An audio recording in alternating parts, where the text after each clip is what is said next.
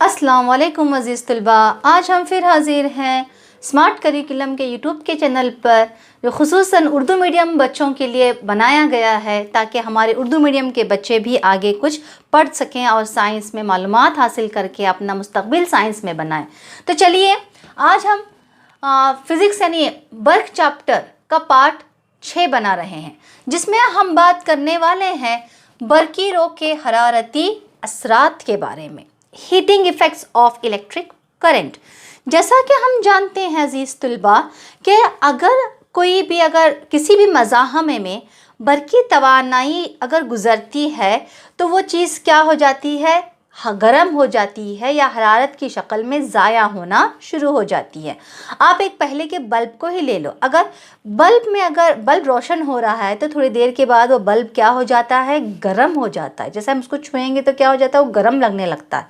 तो उसका मतलब क्या हुआ, बरकी तवानाई यानी रोशनी की तवानाई तो मिल ही रही है, साथ ही साथ हरारत की शक्ल में भी एक तवानाई वहाँ से ज़ाया हो रही है। तो इसी को कहते हैं बरकी रो का हरारती असर। तो क्या किया जा रहा है, इसी बरकी रो के हरारती असर को हम लोग इस्तेमाल में ला रहे हैं। कहाँ पर, इस्तरी की बात ले लो, हीटर्स की बात ले लो, माइक्रोवेव ओवन्स की बात ले लो, तो वहाँ पर क्या इस्तेमाल हो रहा है, बरकी रो जब गुज़र रही है तो जो हरारत की शक्ल में तवानाई ज़ाया हो रही है उसका इस्तेमाल वहाँ पे किया जा रहा है। तो इसी बात के साथ हम हरारती असर किसे कहते हैं और एक बार देख लेते हैं। किसी मज़ाहमे से बरकी तवानाई, जो कि बरकी तवानाई होती है, हरारत की शक्ल में ज़ाया होती है, इसको बरकी रो का हरारती असर कहते हैं। तो चलिए ये बात क्लियर हो गई। अगर किसी मज़ाहमे में बरकी रो या बरकी तवानाई गुजारी जा रही है तो वो तवानाई हरारत की शक्ल में ज़ाया होने को बरकी रो का हरारती असर कहते हैं। तो चलिए जोल ने यानी साइंटिस्ट जोल ने क्या किया, हरारत से मुतालिक एक कानून बताया। उस कानून में वो कहता है कि किसी मज़ाहमे में जो पैदा होने वाली हरारत है वो करंट के साथ क्या ताल्लुक़ रखती है, वो मज़ाहमत के साथ क्या ताल्लुक़ रखती है, और बहने के लिए, करंट बहने के लिए जो वक्त लिया गया है यानी टी जो लिया गया है उसके साथ उसका क्या रिलेशनशिप है, उसका क्या ताल्लुक़ है, ये जोल बताया है। इसी को हम क्या कहते हैं, हरारत से मुतालिक जोल का कानून। अब यहाँ पर देखिए, किसी मज़ाहमे में पैदा होने वाली हरारत करंट के मुरब्बे के साथ सीधे तनासुब में होती है, यानी इसमें जितना करंट गुजारा जाएगा उतनी हरारत यहाँ पर पैदा होगी। यानी अगर करंट ज़्यादा गुजारा जा रहा है तो हरारत भी ज़्यादा होगी, यानी डबल ऑफ दी करंट जो होगा, मुरब्बा जो करंट का होगा उतनी ही यहाँ पे हरारत पैदा होगी। तो दूसरा क्या है, मज़ाहमत के साथ भी रास्त तनासुब है। हमने देखा है सीरीज़ कनेक्शन में, जितनी मज़ाहमत ज़्यादा होगी उतनी ही हरारत भी ज़्यादा पैदा होगी, आलात उतने ही ज़्यादा गर्म होंगे करके। तो मज़ाहमत के साथ भी ये सीधे तनासुब में है, कौन, पैदा होने वाली हरारत। अब जो वक्त यानी कितने वक्त के लिए ये गुजारा गया है, कितने सेकंड्स के लिए या कितने मिनट या कितने घंटों के लिए गुजारा गया है, तो उसके साथ भी ये उतनी ही ज़्यादा हरारत यहाँ पर पैदा होगी। तो इसको हम क्या कहते हैं, जोल्स law of heating effect, जोल्स law of heating effect of current. तो H = I² RT। जैसा कि मैंने आपको अभी बताया कि बरकी रो के हरारती असर का हम इस्तेमाल कर सकते हैं। कहाँ इस्तेमाल करते हैं हमको यहाँ पर हम बरकी इस्तरी, हीटर और ओवन, जिससे हम हरारत हासिल करके हमें जो भी काम करवा लेना है उन आलात से वो करवा लेते हैं। तो बरकी इस्तरी गर्म होगी तो ही कपड़े इस्तरी होंगे, या फिर हीटर चाहिए, या फिर ओवन जो कि खाना बनाने के लिए माइक्रोवेव ओवन का इस्तेमाल होता है। तो यहाँ पर बरकी रो के हरारती असरात में 1 नंबर 1 पे है। और यहाँ पे बल्ब एक सादा बल्ब अगर हम लेते हैं तो बल्ब के अंदर जो तार इस्तेमाल होता है, अब बता सकते हैं बच्चों कौन सा तार इस्तेमाल होता है? हाँ, कौन सा तार इस्तेमाल होता है? टंगस्टन का तार इस्तेमाल होता है, यानी W टंगस्टन का तार यहाँ पर इस्तेमाल होता है, जिसका नुक्ता गदाखत यानी जिसका मेल्टिंग पॉइंट 3380 डिग्री सेल्सियस होता है। इतना गर्म होने के बावजूद भी वो क्या नहीं होता, पिघलता नहीं, जिसकी वजह से ये ज़्यादा गर्म होकर रोशनी पैदा करता है। बरकी फ्यूज़, हम जानते हैं फ्यूज़ के बारे में।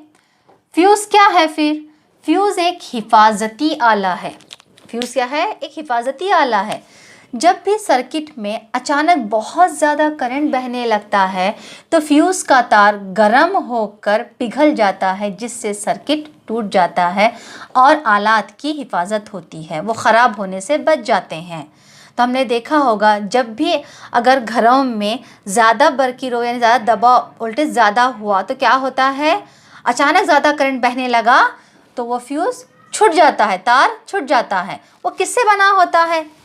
आमतौर पर तांबे का हम देखते हैं, तांबे से बना होता है, या फिर एल्युमिनियम से, लोहा या शीशे वगैरह की भरत से फ्यूज़ का तार बना होता है।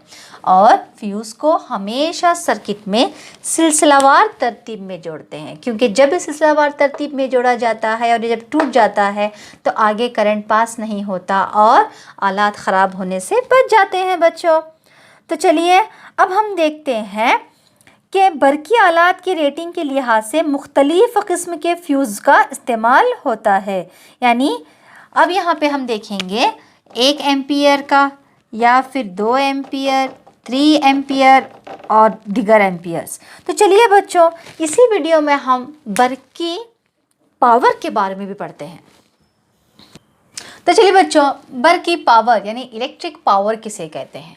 बरकी तवानाई को खर्च करने की शरह, यानी हमें कितनी बरकी तवानाई खर्च कर रहे हैं, दिन में हम कितना करंट इस्तेमाल कर रहे हैं, हमारा बल्ब, हमारे 2-3 बल्ब जलते हैं, या फिर जो फैंस, पंखे, बरकी पंखे होते हैं, घरों में इस्तेमाल होने वाली बरकी इस्त्री होने दो, या टीवी, फ्रिज और माइक्रोवेव ओवन, जितने भी हमारे बरकी आलात हैं वो कितनी तवानाई खर्च कर रहे हैं, तो उसको क्या कहते हैं? तवानाई खर्च करने की शरह को बरकी पावर कहते हैं। बरकी पावर यानी बरकी तवानाई को खर्च करने की शरह बरकी पावर कहलाती है।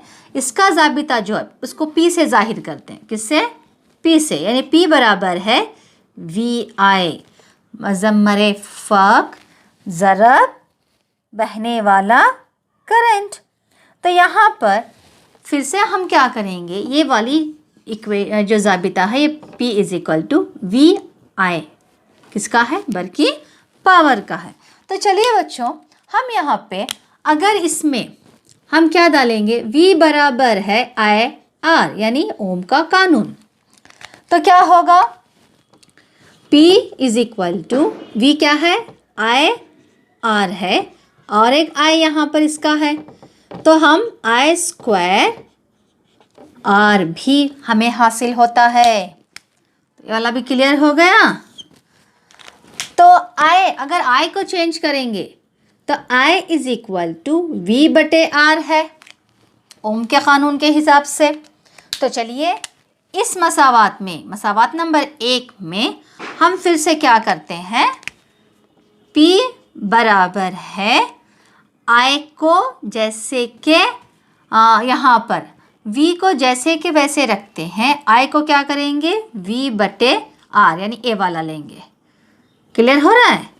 तो यहाँ पे क्या हुआ V²/R। तो ये सब मैं क्यों बता रही हूँ आपको, जब हम लोग मसाइल या प्रॉब्लम सॉल्व करेंगे न्यूमरिकल्स, तो यहाँ पर इन सब की ज़्यादा ज़रूरत हमें पड़ती है। V²/R। तो ये कितना हो गया? एक हमें इक्वेशन मिला, एक हो गया, फिर दूसरा हो गया और यहाँ पे तीसरा हो गया। अगर डायरेक्टली हमें I भी दिया गया है और V भी दिया गया है तो हम बरकी पावर आसानी से मालूम कर सकते हैं। तो चलिए अब यहाँ पे मज़म्मर फ़र्क नहीं दिया गया है, सिर्फ करंट दिया गया है और रेजिस्टेंस दिया गया है, तो हम ये इक्वेशन यहाँ पर डालेंगे। अगर हमें मज़म्मर फ़र्क और रेजिस्टेंस उतना ही दिया गया है तो हम यहाँ पे P = V²/R का इक्वेशन हम यहाँ पे डालेंगे। तो चलिए हम आगे बढ़ते हुए देखते हैं कि पावर की SI इकाई क्या है। पावर की SI इकाई वैट है। क्या है? वैट है बच्चों। पावर की SI इकाई वैट है। तो 1 वैट बराबर है 1 वोल्टेज, और जब 1 एम्पियर करंट, एक मज़म्मर फ़र्क जो होता है वो 1 होता है और 1 एम्पियर का करंट उसमें बहता है, तो 1 वैट पावर होता है। तो इसके बाद हम बढ़ते हैं कि कमर्शियल यूनिट क्या है, क्योंकि वैट तो बहुत छोटा होगा, तो कमर्शियली हम क्या, तिजारती तौर पर क्या इस्तेमाल करते हैं? पावर की तिजारती इकाई, जैसा कि मैंने कहा कि पावर की जो इकाई है जो कि वैट है, ऐसा इकाई वो बहुत ही छोटी होती है, इसलिए कमर्शियली तौर पर यानी तिजारती तौर पर पावर की तिजारती इकाई किलोवाट है, जिसको आम तौर पर उमूमन यूनिट के नाम से जाना जाता है। 1 यूनिट, 2 यूनिट, कितने यूनिट खर्च हुआ है। अगर हम हमारी बिजली की बिल देखेंगे तो बिजली के बिल पर यूनिट्स होते हैं, ना कि वैट। ये तो बात आपको पता चल चुकी होगी। आप ज़रा सा अपने बिजली का बिल उठाइए और देखिए कि आप महीने भर में कितने यूनिट खर्च किए हैं और उस यूनिट के लिए आपको कितनी रकम अदा करनी होगी। तो यहाँ पर 1 किलोवाट घंटा यानी किलोवाट पर आवर वो तवानाई है जो 1 वैट पावर 1 घंटे के लिए इस्तेमाल होता है। यानी ये क्या है, जो 1 वैट पावर 1 घंटे के लिए इस्तेमाल की जाती है, इसे आम तौर पर यूनिट कहते हैं। तो चलिए 1 यूनिट कितना होगा, जैसा कि मैंने आपसे कहा 1 यूनिट बराबर है 1 किलोवाट पर आवर यानी फी घंटा। तो 1 किलो में कितना होता है, 1000, और 1 आवर में कितने सेकेंड्स होते हैं, 3600 सेकेंड, यानी 60 × 60। तो चलिए कितना हो गया यहाँ पे, इकाई, दही, 100, 1000, 10,000, लाख, 10 लाख, 36 लाख। तो यहाँ पर 3.6, 1 2 3 4 5 6 निकालते हैं और 6 के पीछे अशारिया लगाते हैं। तो 3.6 ज़रा 10 की क़ुव्वत 6 वैट पर सेकेंड, जिसको हम जूल से ज़ाहिर करेंगे। तो 1 यूनिट कितना होता है, 3.6 ज़रा 10 की क़ुव्वत 6 होता है बच्चों। तो आज यहाँ पर हमारा बर्क यानी इलेक्ट्रिसिटी का चैप्टर मुकम्मल होता है।